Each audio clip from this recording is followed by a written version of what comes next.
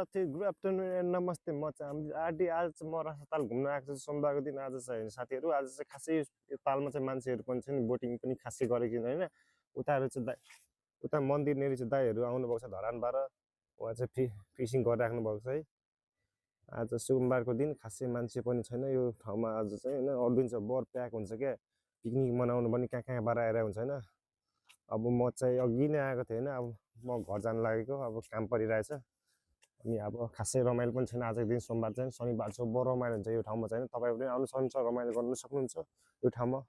Boating गर्न सक्नुहुन्छ, फिसिङको लागि पनि आउन सक्नुहुन्छ है। फिसिङका लागि जम्मा 300 रुपियाँ है एउटा रडको चाहिँ।